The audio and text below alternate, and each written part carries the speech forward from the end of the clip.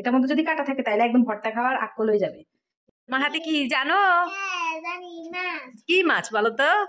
ইলিশ মাছ। এটা কি মাছ? আজকে এটা দিয়ে কি হবে জানো? ইলিশ মাছের ঝাল ঝাল ভর্তা হবে। তুমি কি খাবে?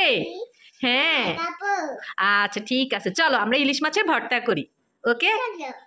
আমি ইলিশ মাছের লেজটাকে একদম সুন্দর করে ম্যারিনেট করে রেখেছিলাম আধা ঘন্টার মতো। এখানে আমি দিয়েছি লবণ, তারপরে দিয়েছি একটু হলুদের গুঁড়ো আর একটু মরিচের গুঁড়ো, সামান্য সামান্য করে দিয়ে এটাকে ম্যারিনেট করে রেখেছি।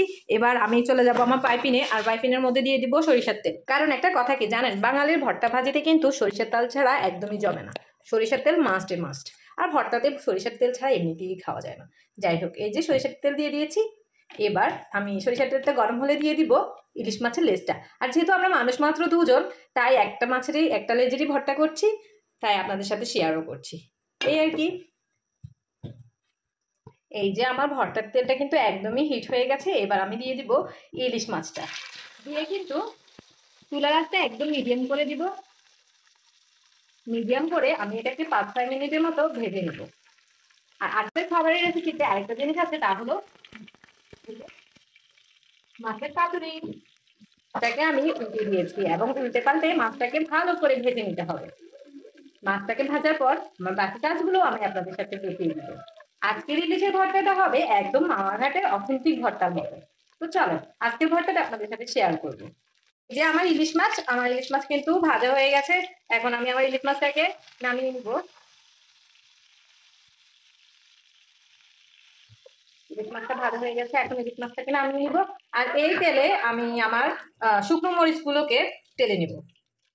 শুকনো মরিচ টেলে নিব। আর শুকনো মরিচ টালার পর তারপরে আমি একটু রসুন আর একটু মরিচ না, একটু পেঁয়াজ, সেটাকেও ভেজে নিব। আর এই টালা মরিচ দিয়ে কিন্তু সকালবেলা পান্তা ভাত খেতে সেই মজা, জানেন তো সবাই।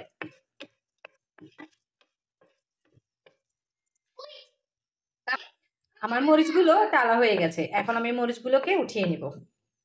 এবার আমি আমার পেঁয়াজ রসুনগুলোকে একটু ভেজে নিব। এগুলো কিন্তু আমি সরিষার তেলের মধ্যেই কিন্তু করছি। যাই হোক, এই যে আমি পেঁয়াজ রসুনগুলোকে একটু ভালো করে ভেজে তারপরে চলে যাব ভর্তা মাছতে।